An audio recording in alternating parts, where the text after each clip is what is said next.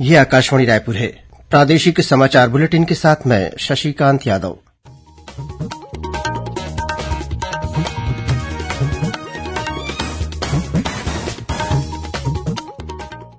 और अब पेश है आज के मुख्य समाचार। प्रधानमंत्री नरेंद्र मोदी कल वीडियो कॉन्फ्रेंसिंग के जरिए विकसित भारत विकसित छत्तीसगढ़ कार्यक्रम को संबोधित करेंगे। 34,400 करोड़ रुपए से अधिक की कई विकास परियोजनाओं का उद्घाटन करेंगे। प्रधानमंत्री वीडियो कॉन्फ्रेंसिंग के जरिए छत्तीसगढ़ के रायगढ़ में एनटीपीसी के 1600 मेगावाट के Lara super thermal power project के पहले चरण को राष्ट्र को समर्पित करेंगे। प्रोजेक्ट के दूसरे चरण की आधारशिला भी रखेंगे।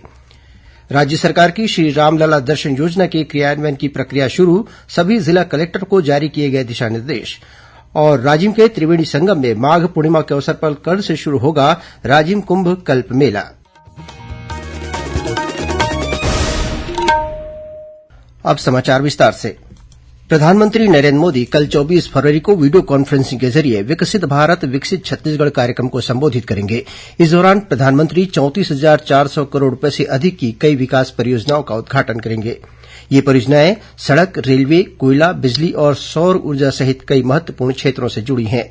श्री मोदी वीडियो कॉन्फ्रेंसिंग के जरिए छत्तीसगढ़ के रायगढ़ में एनटीपीसी के 1600 मेगावाट के Lara super thermal power project के पहले चरण को राष्ट्र को समर्पित करेंगे। इसके साथ ही प्रोजेक्ट के दूसरे चरण की आधारशिला भी रखेंगे। बता दें कि स्टेशन के पहले चरण की लागत लगभग 15,800 करोड़ रुपए है।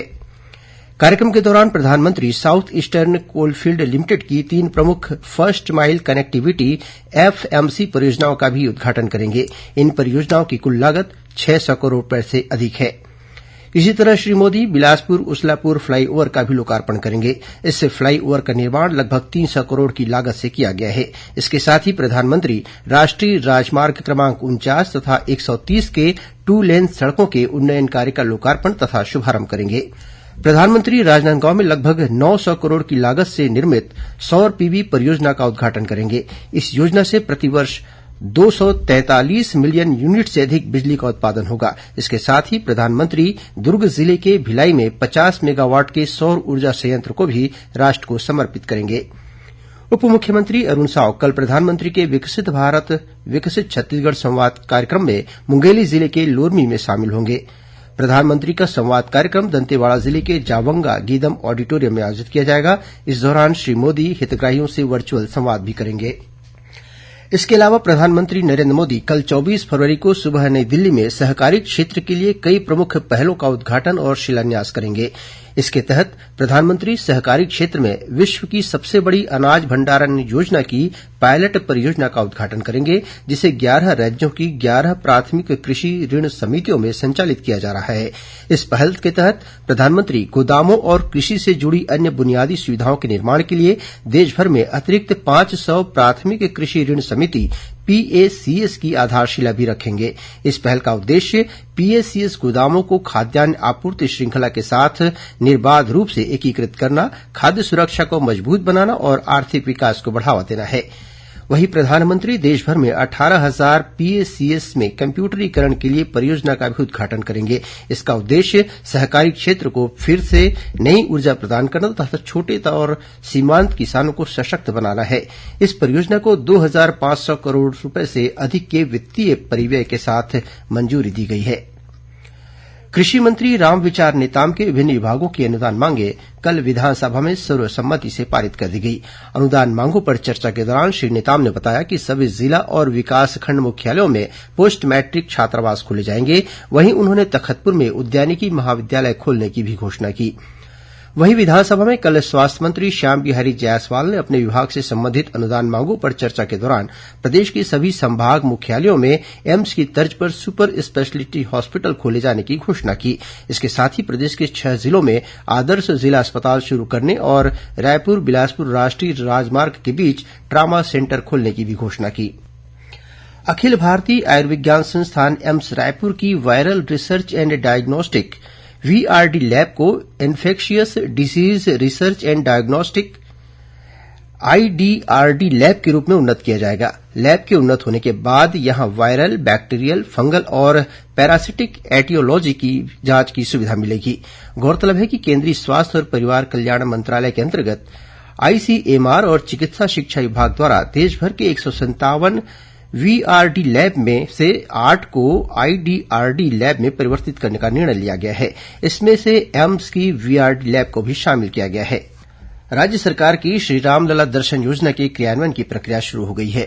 इस संबंध में पर्यटन विभाग ने सभी जिला कलेक्टर को दिशा निर्देश जारी कर दिया है। जारी निर्देश में कहा गया है कि यात्रा के लिए पहली स्पेशल ट्रेन शीघ्र शुरू होगी। इसके लिए यात्रियों का चयन कर सूची और प्रतीक्षा सूची जल्द भेजने को कहा गया है। इस योजना के तहत यात्रा के लिए हितग्राहियों का चयन कलेक्टर की अध्यक्षता में गठित जिला स्तरीय समिति द्वारा किया जाएगा।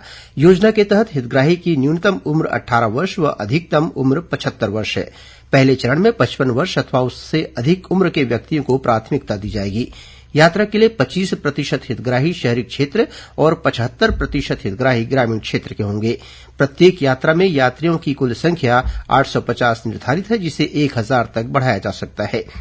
कोटे के 25% अतिरिक्त व्यक्तियों की प्रतीक्षा सूची भी बनाई जाएगी।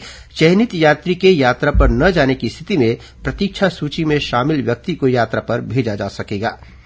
यात्रा के लिए निर्धारित प्रारूप में आवेदन पत्र ग्राम पंचायत या शहरी क्षेत्रों में नगरीय निकायों में देना होगा। आवेदन के साथ फोटो, पहचान और निवास के साक्ष्य के लिए राशन कार्ड, ड्राइविंग लाइसेंस, मतदाता पहचान पत्र या आधार कार्ड या अन्य कोई दस्तावेज देना होगा।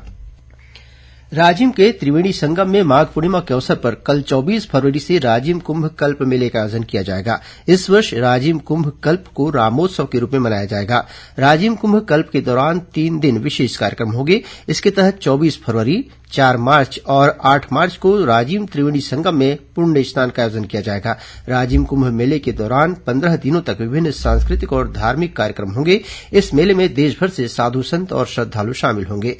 संस्कृति और धर्मस्व मंत्री बृजमोहन अग्रवाल ने कल मेला स्थल का निरीक्षण किया। उन्होंने अधिकारियों की बैठक लेकर सभी तैयारियां तेजी से पूर्ण करने के निर्देश दिए। माघ पूर्णिमा के दिन से शुरू होने वाला यह मेला 8 मार्च महाशिवरात्रि तक चलेगा। अंबिकापुर में आज से 3 दिवसीय मैनपाट महोत्सव शुरू हो गया है। मुख्यमंत्री विष्णुदेव साय ने आज इसका शुभारंभ किया। इस मौके पर मुख्यमंत्री ने मैनपाट महोत्सव आयोजन के लिए प्रतिवर्ष 50 लाख रूपये देने की घोषणा की। इसके साथ ही नर्मदापुर में झंडा पार्क की स्थापना करने के लिए 1 करोड़ रूपये देने की भी घोषणा की। इस दौरान मुख्यमंत्री ने विभिन्न विभागों द्वारा लगाए गए स्टॉलों का अवलोकन किया। कार्यक्रम में सीतापुर विधायक रामकुमार टोप्पो, लुंड्रा विधायक प्रबोध मिंज और अंबिकापुर विधायक राजेश अग्रवाल भी उपस्थित थे।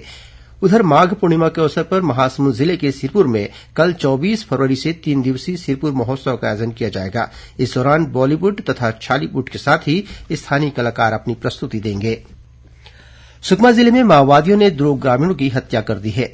घटना चिंतागुफा थाना क्षेत्र के ग्राम दुल्लेड़ की है। पुलिस के अनुसार माओवादियों ने मुखबिरी का आरोप लगाते हुए सोड़ी हुंगा और माड़वी नंदा की हत्या कर दी। पुलिस मामले की जांच कर रही है। छत्तीसगढ़ जीएसटी विभाग की प्रवर्तक विंग ने रायपुर के 3 आयरन स्टील उत्पाद निर्माताओं के ठिकानों पर छापामार कार्रवाई की। टीम ने उरला सिलतरा स्थित श्याम स्टील इंडस्ट्रीज, ईश्वर इस्पात और ईश्वर टीएमटी की फैक्ट्रियों में जांच की। प्रारंभिक जांच में इन कंपनी द्वारा करीब 6 करोड़ 75 लाख रुपए की जीएसटी चोरी करने की बात सामने आई है। जीएसटी चोरी के मामले का खुलासा होने पर इन फर्मों द्वारा मौके पर ही अधिकारियों के सामने 4 करोड़ 75 लाख रुपए जीएसटी के रूप में जमा किए गए।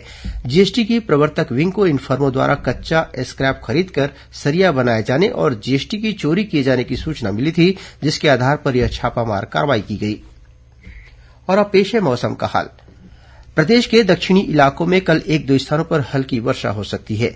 मौसम विभाग से मिली जानकारी के अनुसार एक द्रोणिका तेलंगाना से तमिलनाडु के मध्य बनी हुई है। इसके असर से कल प्रदेश के 1-2 स्थानों पर हल्की वर्षा हो सकती है। वहीं न्यूनतम तापमान में वृद्धि होने की संभावना है। और अब कुछ खबरें संक्षेप में। महान संत और समाज सुधारक संत शिरोमणि रविदास की कल 24 फरवरी को जयंती है।